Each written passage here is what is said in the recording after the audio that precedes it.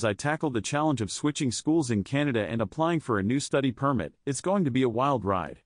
Transferring schools in Canada as an international student can be a daunting task, especially when it comes to navigating the process of obtaining a new study permit. With so many things to consider, it's easy to get overwhelmed, but don't worry, I'm here to break it down for you.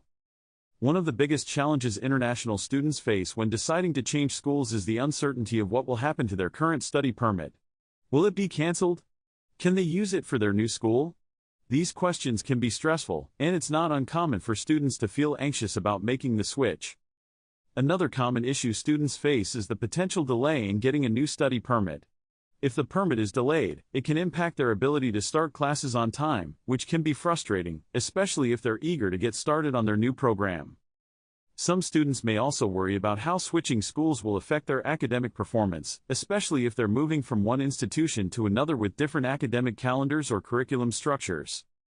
Lastly, there's the concern about how this change will impact their overall experience in Canada, including their living arrangements, social networks, and extracurricular activities.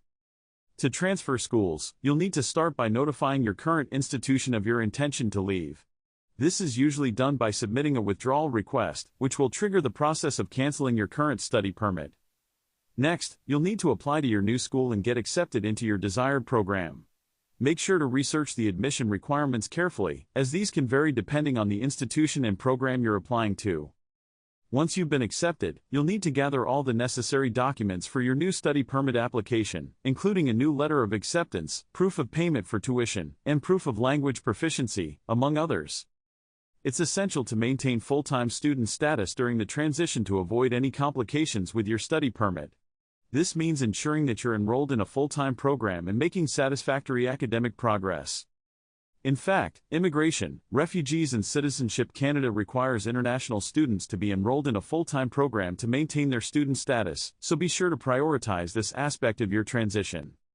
Failing to maintain full-time student status can lead to difficulties in getting a new study permit, which can be a major setback.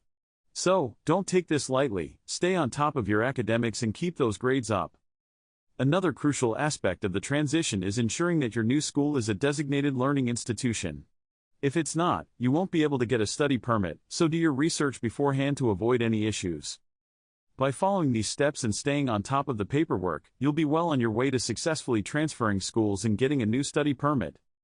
To recap, transferring schools in Canada as an international student requires careful planning, attention to detail, and a solid understanding of the study permit process. Stay organized, prioritize your academics, and don't hesitate to reach out if you have any questions or concerns. If you're watching this video, chances are you're either thinking of transferring schools or have already started the process. Share your experiences or questions in the comments below, I'd love to hear from you. And if you're new here, consider subscribing for more videos on study permits, student life in Canada, and more.